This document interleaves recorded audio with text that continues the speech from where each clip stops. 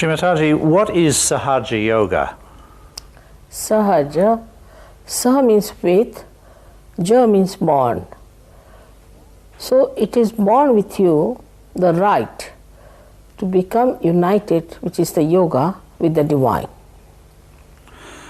And this Sahaja Yoga is something that everybody can have, is it? Is something everybody can practice?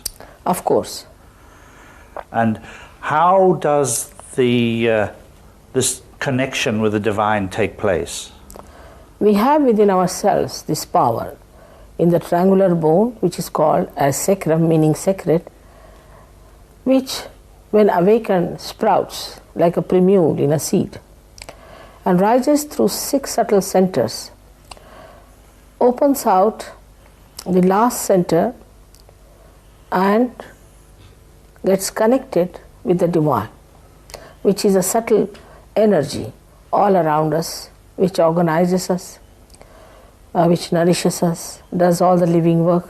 Above all, it loves us. Does this mean, Srimataji, that people who have not had the ability to practice Sahaja Yoga are not connected with the divine? Most of them are not. And if some of them are, they don't know all about it. So this is an extra force that is available to human beings to develop themselves in this world. Of course.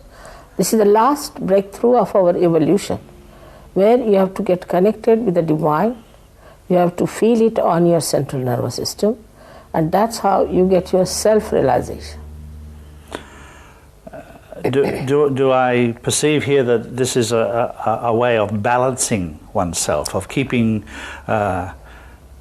in such a way, of living one's life in such a way that one is not unbalanced in one's view of what is going on around us? Yes, we have 2 sides in our system of autonomous nervous system, left and right, which we call as left and right sympathetic nervous system.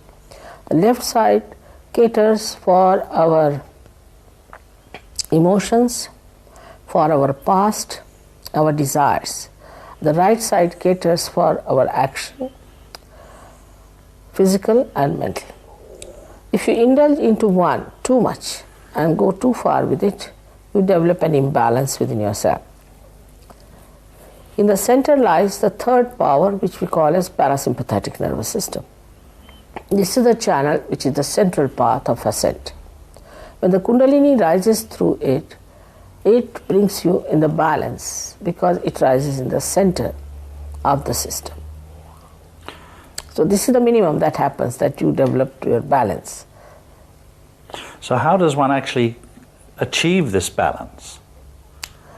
It just happens spontaneously. In other words, there's no physical requirement on an individual? Not at all, not at all. It's a evolutionary step, as I told you. In our evolution, we have developed a balance. We can stand on our 2 legs. Animals cannot.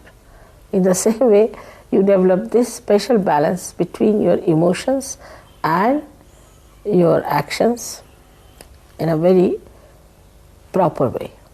You speak as though this is some sort of evolutionary step. Yes, it is. It is the last breakthrough, that you have to become the spirit now. And this has to be achieved, which can be achieved only through a living process, because we have become human beings through a living process, and that living process has to act within us.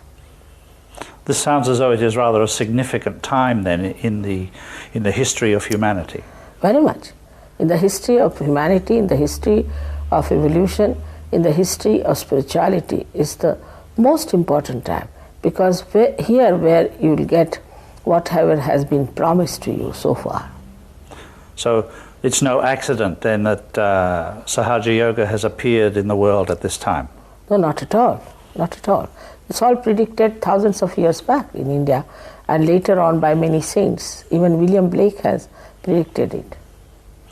Now, Srimataji, you went to Russia last year, and I believe the reception you got was most surprising. Yes. I was myself surprised because thousands of people came, and very sensible, well educated, people came and they all settled down, thousands. I didn't know how to cope with that number because there were so many. And even the members of the Supreme Council, the government, they came in. That I could only say that in the so-called free societies, we waste too much time experimenting with our freedom and indulge too much into the politics, which is a waste thing, I think, then economics, all these things. While the people there didn't have any such chances. So they put their energies to something that was higher than that. They diverted it. And they were very knowledgeable. They knew a lot about seeking, they knew a lot about Kundalini, and as if they were just waiting for me. It was very remarkable. Mr. Gorbachev has said the Russians require a mental revolution. Do you see the acceptance of Sahaja Yoga as part of this revolution? Of course. He himself is a saint, and what he is meaning by mental, that they should now understand that they have to develop that balance between communism and democracy. Our democracies are imbalanced. They are one-sided. They have not the other side of collectivity. But communism has collectivity. It is power-oriented. Our democracies are money-oriented. What he is meaning is the maturity of our wisdom. So, referring back to what we were talking about earlier, is it okay? As we were talking about earlier about bringing the human body into balance, could we say then that Mr. Gorbachev is bringing the whole Eastern Bloc into balance? Yes. Yes, they had gone too much on one side, and he's trying to bring them in the center. You mentioned that you went to an Eastern Bloc conference last year, and I believe you gave many influential people realization. Is it true that you believe that this was instrumental in helping the overthrow of oppressive communism? It was a yoga seminar, and I expected all of them to be there. And surprisingly, I talked to them hardly for 30 to 35 minutes, and then I gave them realization, and all of them got it. They were representative from all these Eastern Bloc countries. When they got it, they were so surprised at it that they walked out with me out of the hall, and nobody was left in the hall to listen to other people. They gave me their addresses, and they said, we want this only in our country. And they wanted to start centers, and I'm told they have already started centers. The all-pervading power requires a medium to trigger something. And when these people were created as realized souls, as they got connected with this all-pervading power, I think they triggered it. They had that confidence in them, that courage in them. Because once you are realized, you become very courageous, and you want to establish truth at any cost. Srimataji, the West, shall we call it the Western nations, have had Sahaja Yoga available to them to investigate, to see for themselves how it worked for 20 years. And yet it has been very slow to grow. Why has it happened this way, do you think? Here people have so many diverse ideas about things. They are very self-opinionated also about things. And the so-called man-made religions all over have also conditioned them too much. They have other conditionings of different norms that they have as far as the social life is concerned, and the physical appearances, rather on a very superficial level. So the people have not grown, I think, so much deeper. Of course, I must say there are so many seekers in the West, so many seekers. And they were lost because as soon as people knew that there's a market for them, the false gurus jumped out and they started preaching about false things just to earn money. They were all money-oriented people. Now there's another psychology with the Western mind that you must buy everything. If something is not for sale, then it is useless. And this psychology has really deterred them to come to Sahaja Yoga very much, because this is a living process and you cannot pay for it. And they couldn't bear it. I mean, actually, I must say one of the very important television gentlemen told me off that Anglo-Saxon brain cannot accept anything which cannot be sold. And I didn't know what to tell him. I just said, who has made this brain? If God has made, then why is it so? So you have an expectation, really, that this thing called Sahaja Yoga will change the world. Of course. It changes human beings and they manifest the change outside. And we create a new race. That's what they're talking about. If you go, they talk of new age, of a new race. But I don't know what is their imagination about it. They talk about all these things, Aquarius, and Aquarius is the Kundalini. She's placed in the Aquarius. And they talk about Aquarius age, all kinds of things. They're talking, writing, thinking about it. But when it comes to actualization, I think they think I am very too simple for them, not complicated. And Sahaja Yoga is too simple. It should be very complicated. And all their own ideas about seeking, that they must suffer, they must go to Himalayas, they must starve themselves, and then only they can get realization. Srimataji, is the evolution of the planet closely related to the evolution of humanity? Of course, it is. Very much related. And the planet, our planet is moving in a spiral way.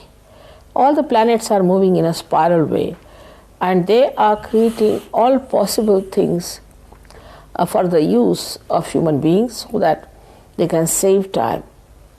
Save time for getting their ascent and for meditative growth.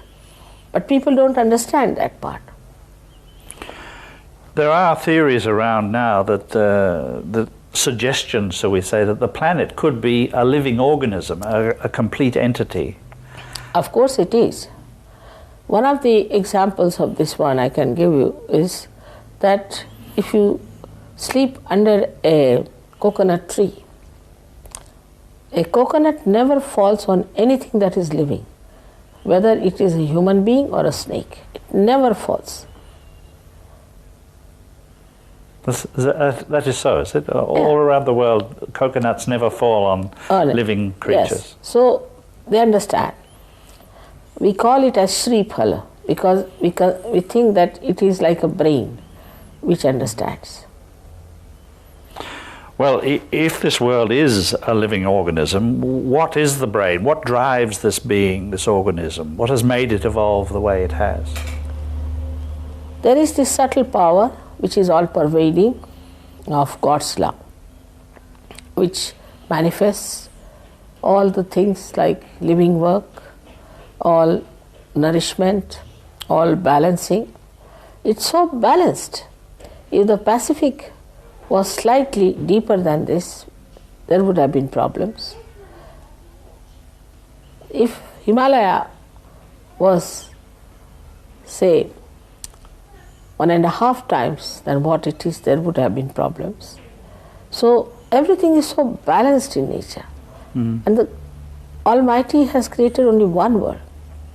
Only we human beings have divided and moved like criminals with our passports in our hands. Srimataji, what we have been talking about, many people would regard as a belief or a theory. How does one know the difference between truth and a belief? First of all, anything for which you have to pay money is not the truth. You can't pay for truth.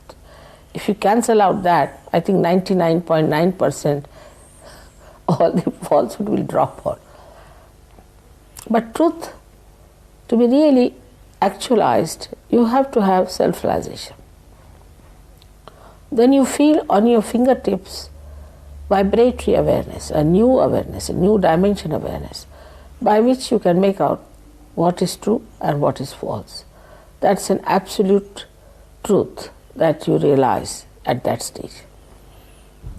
So one must have one's realization really to be able to tell the truth. Even to follow anyone, one must have realization. Srimataji, thank you very much. Thank you.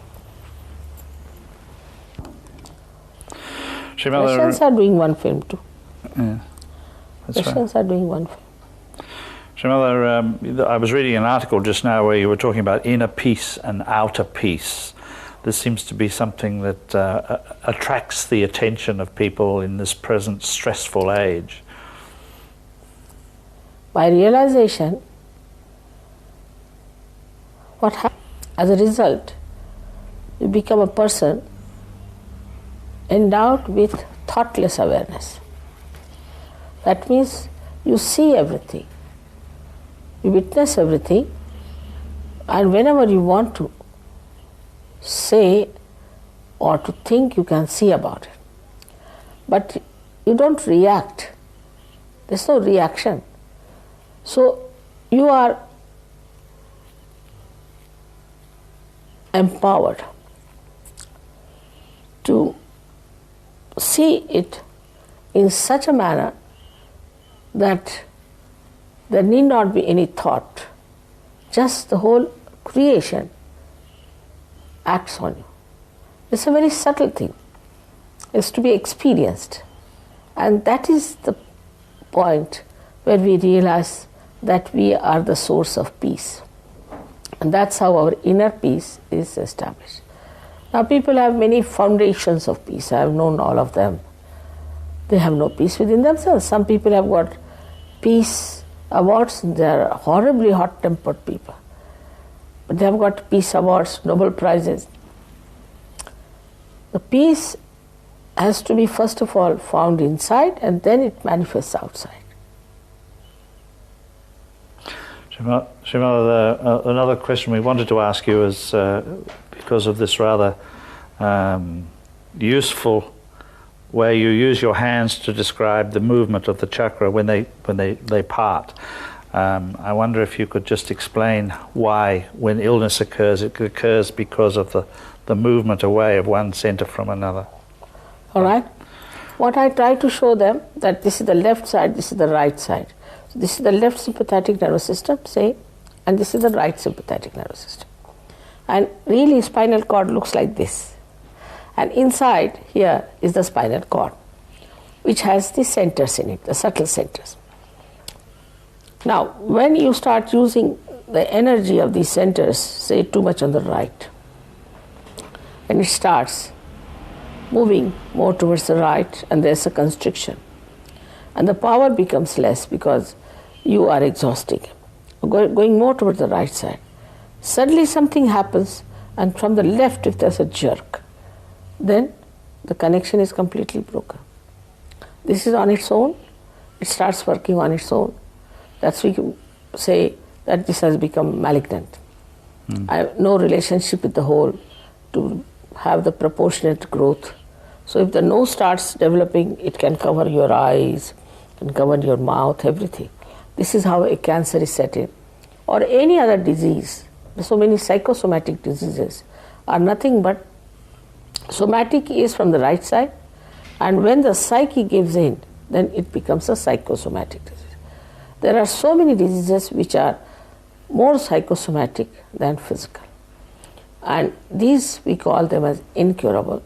Can be easily cured by Kundalini awakening, because when Kundalini passes through this, she just integrates them. For example, she's going like this, then she goes into this, integrates them. Just like she strings them, like pearls. And so they are brought down. And also she nourishes that center. That's how people get cured. Automatically, by themselves, by their own power. All of you are in my heart. And I love you very much. And I want you people to come as soldiers to fight with me. It's possible with the power of love, with the power of